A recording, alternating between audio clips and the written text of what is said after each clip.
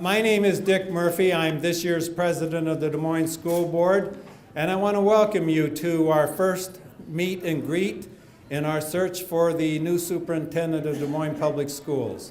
As you know, this is an important decision for the city of Des Moines, and one of the processes that we needed to do is get community input into this. This started, though, with community input. We started the process last November and asked the community to come in and help us develop a profile of the candidates. And the search firm went out, found people that fit that profile, and found 49 of them that applied. Those 49 applications were reviewed by committees around the country, and from those 49, they selected 14 for us to review. We reviewed those 14 and narrowed it down to 6. We've interviewed the first 6, and from those 6, we've selected 3 that we would like to present to the public and get your feedback on at this meeting and your opportunity to meet the candidates. We're going to have another one just like this tomorrow at 4:30 here. That will be for Carrie Wright from Washington, D.C., and Wednesdays will be for James Browder from Anchorage, Alaska. So again, thank you very much for coming. Thank you to the Board of Education for selecting me as a finalist for this position. I am honored to be considered, and I am genuinely excited about this opportunity. I would also like to extend my congratulations to Dr. Wright and Dr. Browder on being selected as finalists as well. I have, those of you who have worked with me quite a bit will find it strange that I have notes in front of me to speak, but there are a few key things I want to make sure that I include in my remarks. And I also know that I need to watch the time. I learned from Bryce a couple weeks ago. I address our principals at principals meetings once a month, and they always ask me how much time I need, and typically I say 10 to 15 minutes, and I've learned that I typically take 20 to 30 minutes. So I thought I better discipline myself a little bit more. So I want to continue with some thank yous. Thank you to the faculty and staff of Des Moines Public Schools.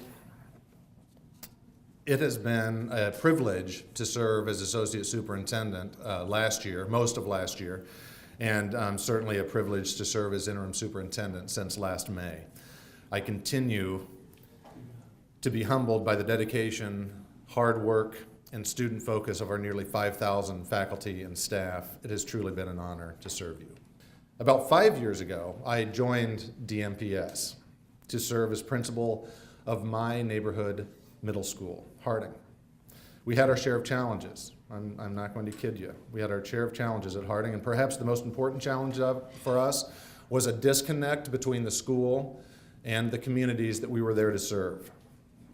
Early that fall, one of the steps that we took was to take all of our staff in our yellow buses around the entire Harding boundary, and we had wonderful DMPS bus drivers that provided much very useful insight about each of the neighborhoods that we visited as we toured Northeast Des Moines. And shortly after that, we organized efforts for all of our staff to visit our families at their homes to better build collaboration, which starts with familiarity, getting all of us on common ground, and develop relationships so we could truly integrate our school with our neighborhoods. My outstanding staff, students, and families at Harding produced amazing results. Dramatic enough, in fact, in all grades, both in reading and math, that before they kicked me down to 901 Walnut, the students got to shave my head. And I have been told that I am even less attractive without hair than I am with. Our students at Harding are as diverse as you will find anywhere. In fact, they mirror pretty accurately the demographics in our district as a whole. We focused on what was best for them. We took some dramatic and at sometimes strategically unorthodox approaches to meeting those challenges. And our students, and therefore our staff, found tremendous success. And my takeaway for this experience was that we can do this. We can do this. Absolutely. You know, there's an ongoing debate in the state and the country about what kind of future we're trying to prepare our students for. Is it a four-year college degree? Is that what the aspiration should be for all of our students? What's the right target? What my goal is for every student to have every single door open to them when they leave us. whether that's a 4-year degree or whether that's some other training outside of high school that's going to prepare them to be a successful employee and a successful contributor to our community. To that end,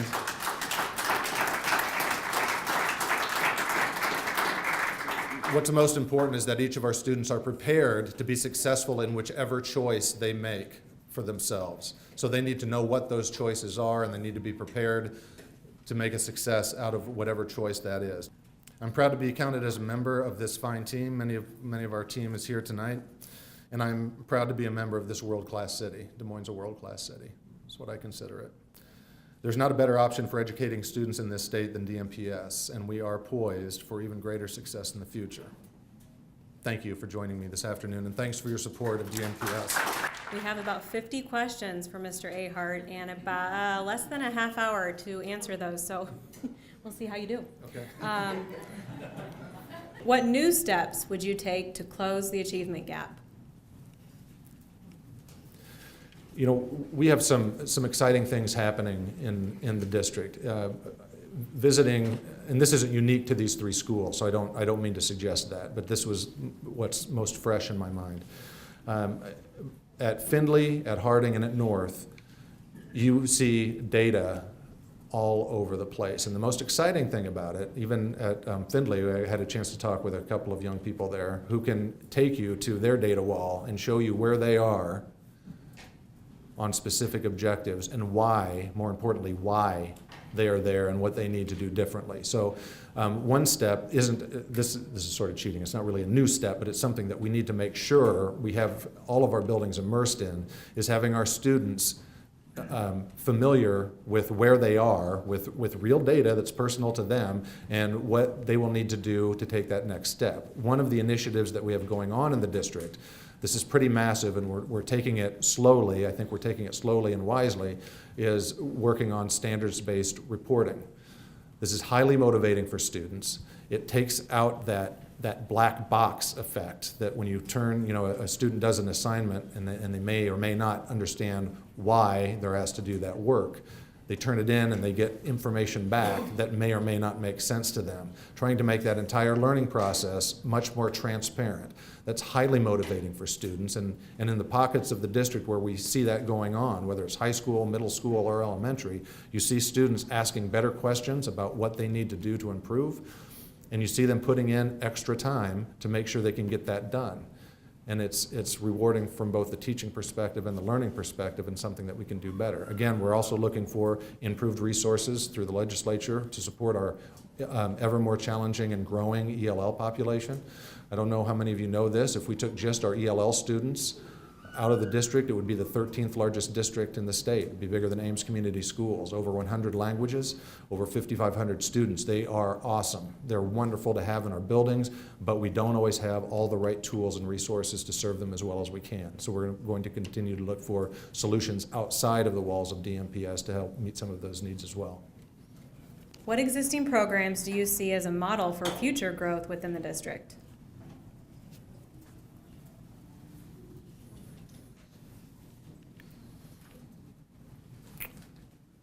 Well, you know, we have some programs that are highly successful that aren't appropriate for everyone. So I don't know that I would look at one particular program that we have and try to expand it across the board to everyone, because we have many successful programs that are meeting specific needs.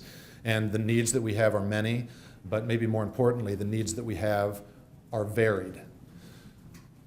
So if we have a thriving population at Phillips Traditional School, who's, you know, should we recreate that everywhere? Well, we should probably recreate it till we're meeting the needs of the people who want to make that selection.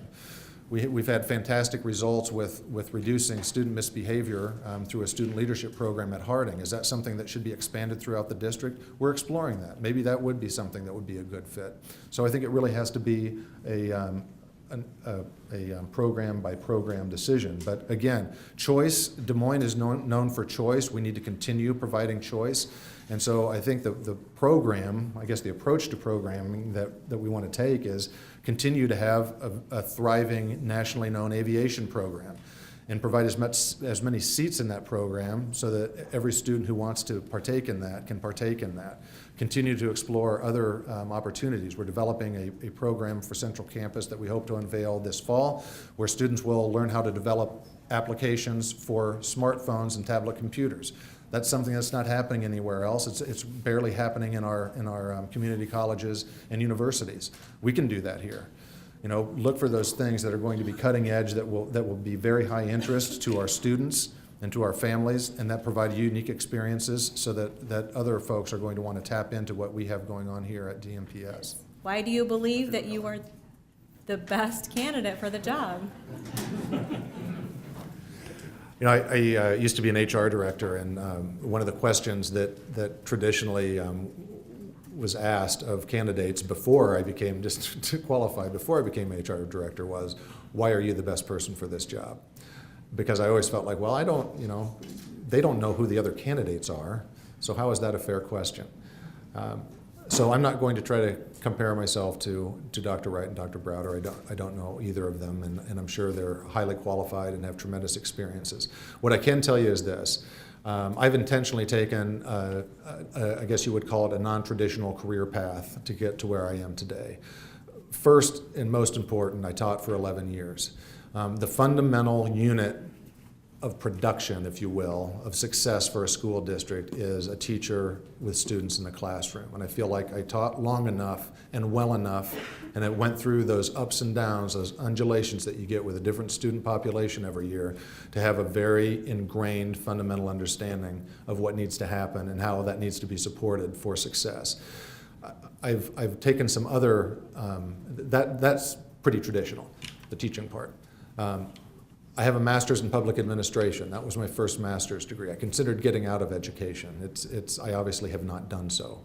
But that's provided me with a different take on organizations, organizational development, and how systems work so that we can better support the school organization and its core mission, which is absolutely providing the best opportunities of the highest quality for all of our students. I've done some other things that have served me well. I've served as a district-wide director of instruction for a high-poverty district in central Iowa, Marshalltown. A third of our students were English language learners, and they were at the table with us today, by the way, too, supporting that ELL bill that we have in the Senate. I served as director of human resources for a very rapidly growing suburban district, Ankeny. Learned a lot there, too. I have a pretty comprehensive view of what needs to happen and how it needs to happen for that classroom teacher to be successful, and it's a pretty all-encompassing view, and I think I prepared myself better than most candidates to be able to step into a position like this. But most importantly, really, is I've done some damn good work in Des Moines for our kids, and I don't think you can find that anywhere else.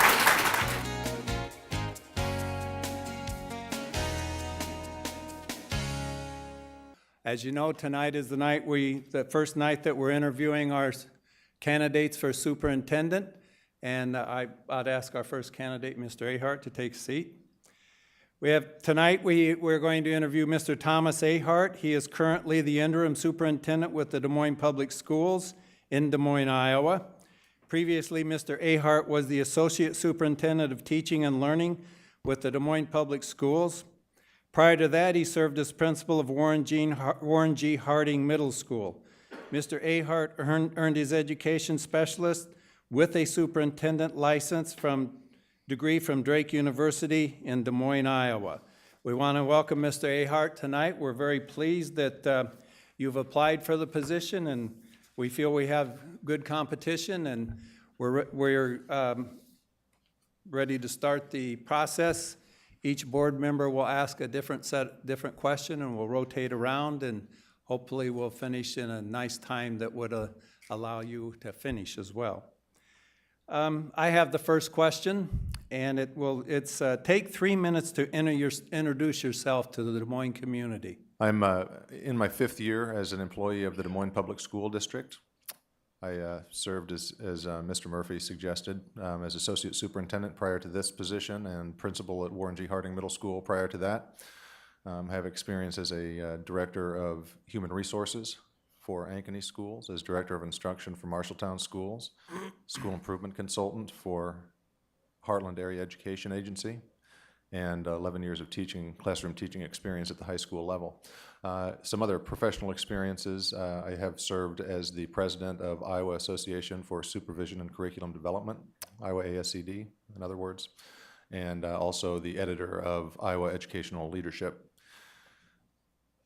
I come from a family, service-oriented family. Maybe something people don't know about me. My father was educated as a medical doctor, and my mom is a nurse. I have 5 siblings. Each of them are either in the healthcare or some other education-related field. We live across the country. I had experience in Colorado before returning back to Iowa, my homeland. So it's sort of in my blood. I love Des Moines. I love Des Moines Public Schools. I've lived in Des Moines for 7 years longer than I've actually worked in the district. I feel invested in the community. I feel invested in the school district, and I know that all of our students can be successful. And I'm not sure how close that was to 3 minutes, but. With the current emphasis on student achievement, how would you ensure there are opportunities for students to develop their creativity, critical thinking, and other 21st century skills? It's a very good question, and in our present accountability environment, sometimes those things can be overlooked. Again, I'm going to just to touch back on some things that I saw today at Findlay, Harding, and North. Each of those buildings, as it happens, had been identified in recent years, as persistently lowest achieving schools, and so they've all successfully applied for and received school improvement grants. Some of what we're doing in those schools is emphasizing just that, critical thinking skills and creativity to enhance student performance, and it's sort of a two-edged sword there. We know that music and the arts and creative writing helps develop a different part of your brain. You use your brain more fully, just as learning a second language does.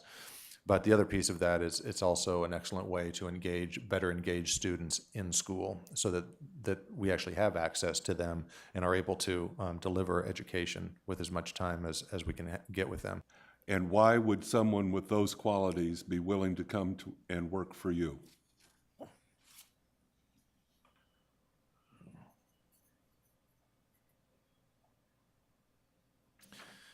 The most important quality that I look for is, do these candidates honestly believe that all of our students can succeed?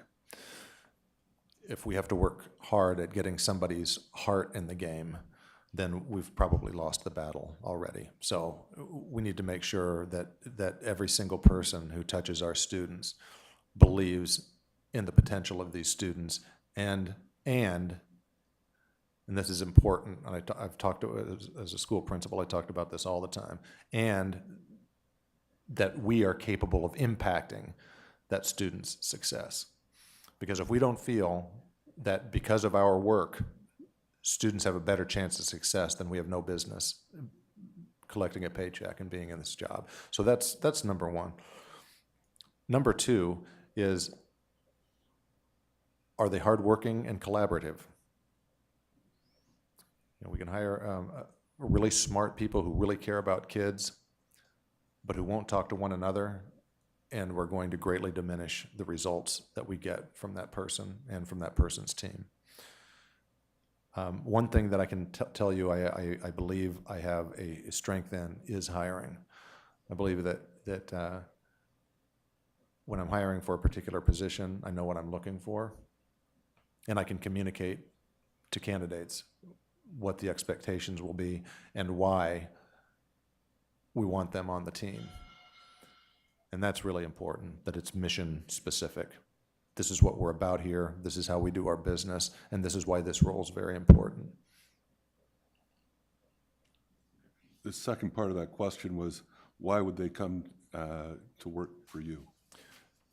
Because I can clearly communicate the mission and vision of the organization and what our expectations would be. and that they know they would be playing a vital part in taking part in that. Okay, Mr. Ahart, this is your last question. Why Des Moines, why you, and why now? We have a lot of good going in Des Moines right now. I would like to think that I'm partly responsible for some of that. And I know the players in the community. I know the players in the district. I know with a unique eye that you cannot find outside of the district some of the things that might not be visible but that need to be fixed to help us do a better job. You won't find somebody better prepared with a broader educational background and broader work experience to see the entire picture and be better informed. And I don't think you can find somebody who has a more demonstrated track record of positive success, regardless of which role he's held. And why now? You know, timing's everything, and I was associate superintendent before, and the next natural step is superintendent. Okay, thank you very much, Mr. Ahart. We've learned a lot from you tonight. As you know, we'll have another interview tomorrow and the next day, and then it will be the board going into closed session and making a determination. So I want to thank you for presenting yourself as a candidate for us to consider, and we're very pleased to have had you here tonight. Thank you very much. Thank you very much for the privilege. I appreciate it.